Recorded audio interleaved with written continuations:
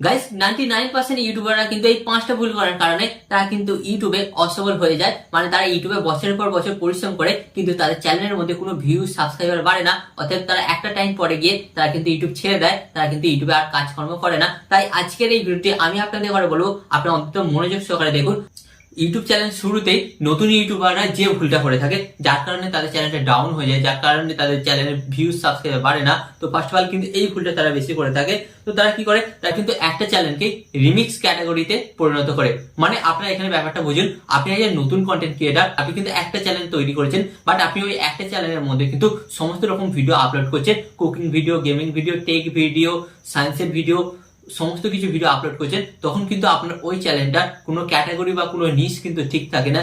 যার ফলে কি হয়, আপনার ওই চ্যানেলটা কিন্তু একটা মিক্সিং ক্যাটাগরিতে পরিণত হয়। এন্ড যার ফলে কিন্তু ইউটিউব অ্যালগরিদম এই সমস্ত চ্যানেলগুলোকে কোনোদিন সাপোর্ট করে না। ইউটিউব এখানে কিন্তু প্রপার বলেই দিয়েছে, আপনি ইউটিউবে চ্যানেল যখন শুরু করছেন, আপনাকে কিন্তু যে কোনো একটা ক্যাটাগরির উপর কাজকর্ম করতে হবে। আপনার চ্যানেলের মধ্যে যদি সমস্ত ক্যাটাগরি ভিডিও থাকে, তাহলে আমরা ওই চ্যানেলটাকে ডেট করে দেবো, মানে ফ্রিজ করে দেবো। ওই চ্যানেলটাকে কোনোদিন আমরা ভাইরাল করবো না, এন্ড ওই চ্যানেলটাকে কিন্তু আমরা কোনোদিন সাপোর্ট করবো না। যার ফলে কি হবে গাইস, আপনারা ওই চ্যানেলে যতই পরিশ্রম করবেন, আপনারা কিন্তু ওই চ্যানেলটাকে কোনোদিন গ্রো করাতে পারবেন না। তাই ফার্স্ট অফ অল কিন্তু আপনাকে নতুন অবস্থায় যে কোনো একটা ক্যাটাগরিতেই কিন্তু আপনার চ্যানেলে কাজ করতে হবে। তো এই ভুলটা কিন্তু প্রথমেই নতুন ইউটিউবাররা বেশি করে থাকে। তাই এই ভুলটা যদি আপনারা করে থাকেন, তাহলে আজ থেকে কিন্তু বন্ধ করে দিন।